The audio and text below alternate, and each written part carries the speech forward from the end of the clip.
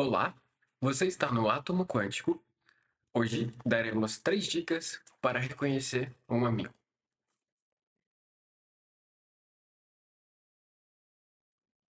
Esse vídeo ele serve para que a gente tenha um entendimento do que é uma amizade e do que é a cumplicidade, para que a partir daí a gente consiga classificar as relações que temos para poder decidir se há uma conexão que vale a pena ou não. Isso depende muito da onde a gente quer chegar com isso. Então, isso que a gente tem que ter em mente também.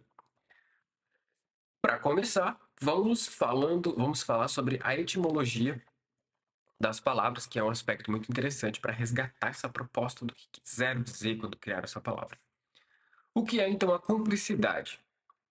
A palavra cumplicidade vem do latim complocitas, de complex, que se refere a parceiro ou aliado.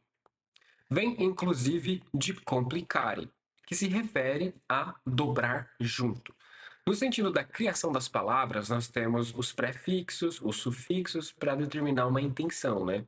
Então, nesse caso, nós temos o prefixo com, de complicare, que também temos nas palavras compostura, composteira, complexado. Então, o com, ele nos dá essa ideia de algo que está junto.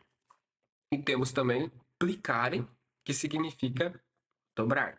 Então, na essência da questão, nós entendemos que são dois indivíduos aliados que dobram junto.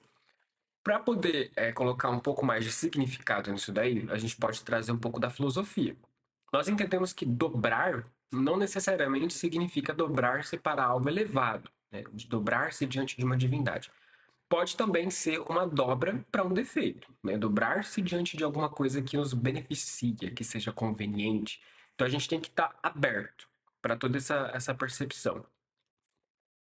Essas formas etimológicas nos permitem compreender coisas que são dobradas e se mantêm próximas. Sendo assim, podemos presumir que a referida dobra que foi mencionada aqui, ela gira em torno do que mais convém, não necessariamente ao que é mais justo ou mais divino. E falamos isso pela composição da palavra, do que realmente ela traz ali para nós, do significado, do porquê ela existe.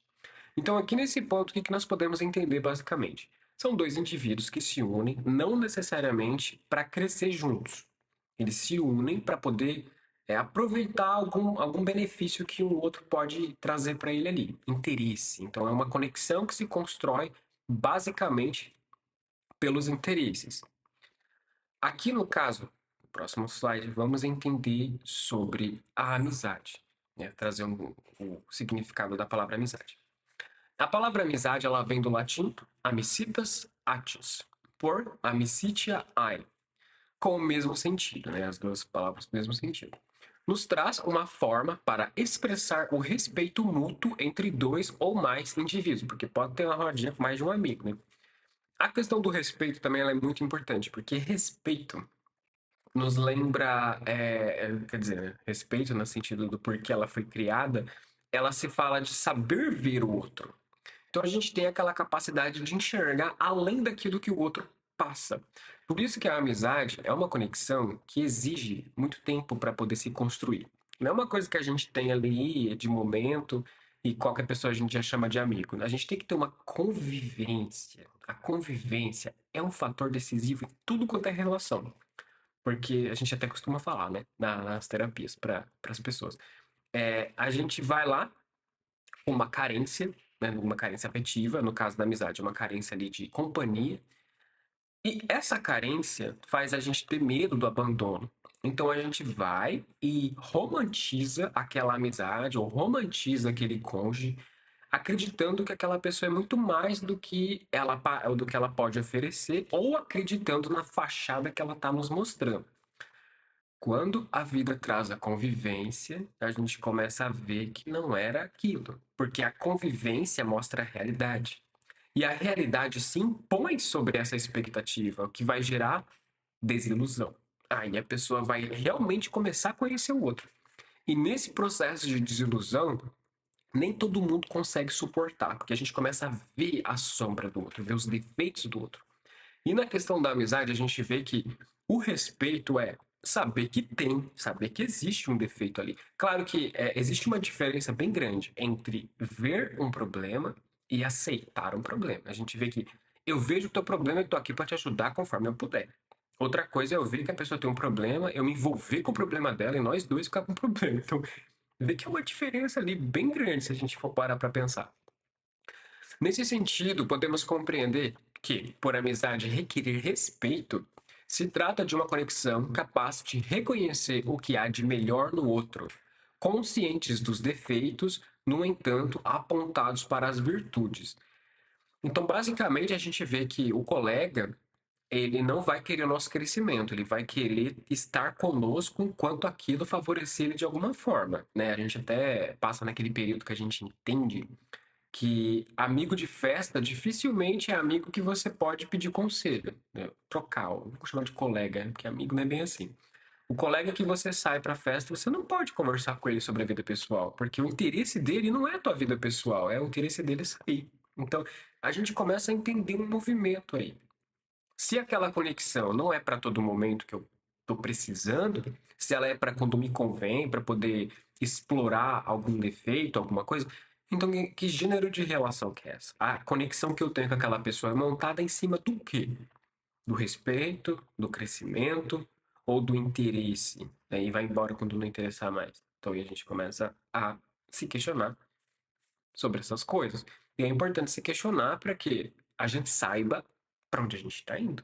Para depois lá na frente a gente tá cheio de amigos, entre aspas, que nos decepcionam e a gente cai naquele complexo, né? De ninguém é meu amigo, ninguém me entende. Na verdade, talvez é a gente que não tá conseguindo enxergar onde está a amizade de verdade. Tudo bem. Aqui colocamos uma tabela. Você não precisa ver, pode só ouvir se quiser. A gente lê para você. Diferenciando a cumplicidade e a amizade. Então, tem 4 colunas aqui. A primeira, nós trazemos o que é o cúmplice. A segunda, a conduta desse cúmplice. A terceira, a conduta do amigo. E a quarta, o que seria uma amizade propriamente. Na primeira linha, temos ali o cúmplice. Apenas um tem a verdade. Então, quando você vai conversar com ele, dificilmente há concessões. É ali, geralmente é um diálogo meio que já viciado, que sempre um tá certo, um tá errado, de que não consegue haver esse complemento de ideias. Essa seria uma palavra-chave. A gente até costuma falar para a pessoa, olha, a companhia boa mesmo é aquela que ela soma ao que você já sabe. Se a pessoa vem com uma ideia, empurrando uma ideia, e para que você entenda a ideia dela, você tem que abrir mão da sua, você está abrindo mão de uma crença limitante para aceitar outra. Então é trocar 6 por meia dúzia, não compensa. Então é melhor você ficar com a que você já tá, porque pelo menos você já sabe lidar com ela, né? Então a gente começa a ver isso daí. A conduta do cúmplice.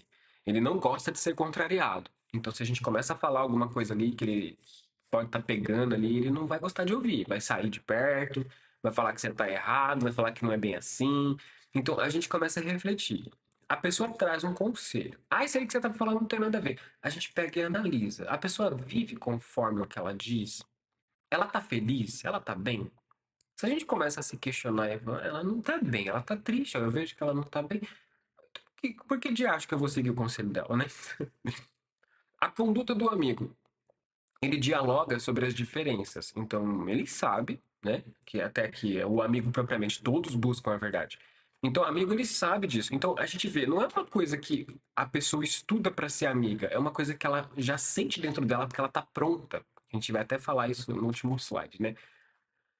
Mas para que a gente tenha uma boa amizade, a gente tem que estar preparado para isso, para dar esse respeito, para entregar essa completude para o outro, estando nós completos também. Então a gente vê que é tudo um processo de maturidade. Não tem como a gente desenvolver uma amizade se a gente não está pronto para reconhecer essa amizade. É igual a gente também fala, né?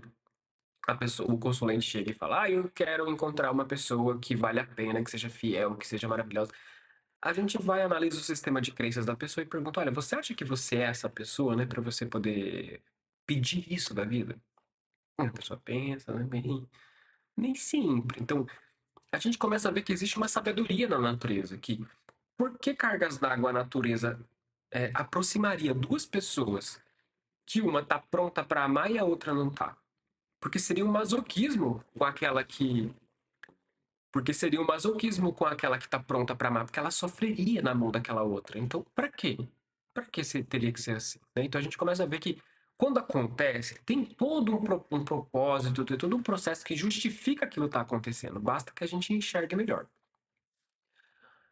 O cúmplice, ele costuma crescer sobre, então ele sempre se projeta no que a gente fala, ele sempre tenta ser mais do que nós de alguma forma, seja no estilo de vida, seja nas roupas, seja nas convicções, nas ideias, seja no que for. Então ele sempre quer estar acima para ter o controle da situação.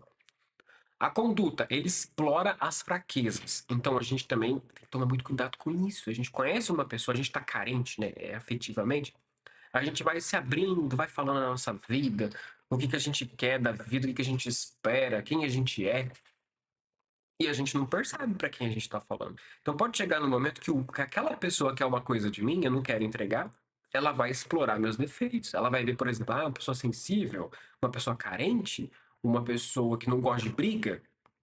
Aí ela vai criar um ambiente ali de confusão, de briga, de conflito, falando que vai embora, que vai deixar eu sozinho, que eu vou morrer sozinho, porque ninguém vai querer ser meu amigo, por exemplo, isso acontece. Aí a pessoa tá fragilizada, ela aceita tudo. Ela aceita até o inaceitável, porque ela tem tanto medo, e o outro sabe que ela tem medo, que ela joga com isso. Então, tem que tomar cuidado com isso também. A gente fala, né?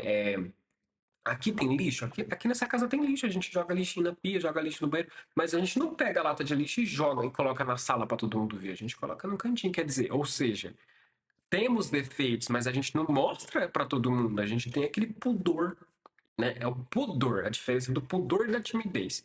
O tímido, ele nunca se mostra porque ele tem medo da rejeição, porque ele se preocupa com o que vão achar sobre ele.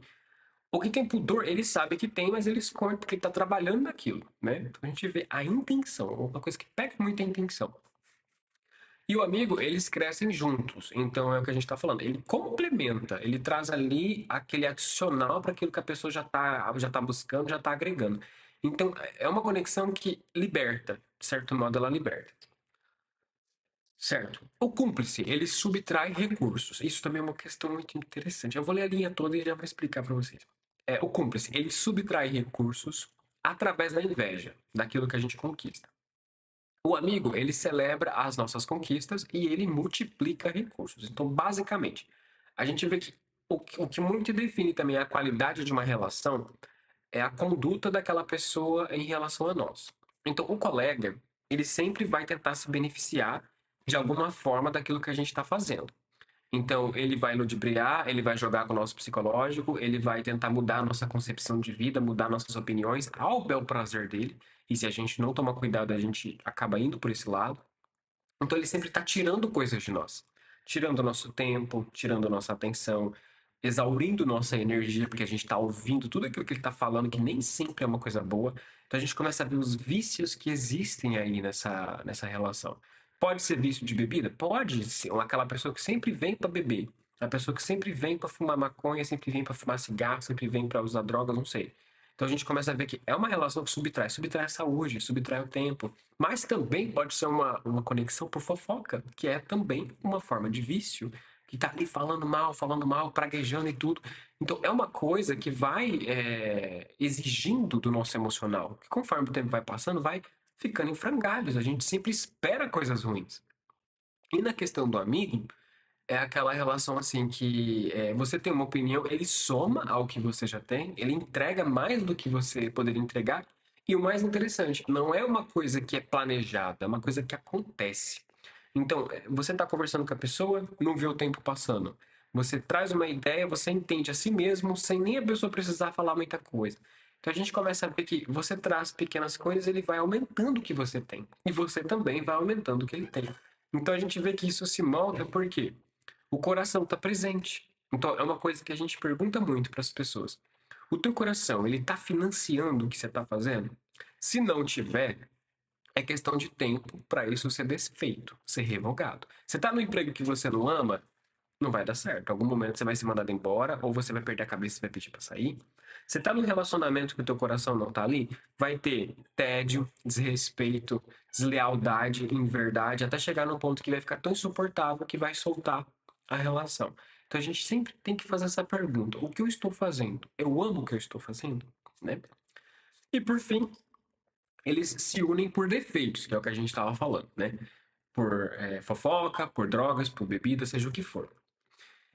O colega ele se afasta quando não convém, então se ele chega para você, vocês estão acostumados ali a ter o vício de vocês, e você um dia decide que não quer.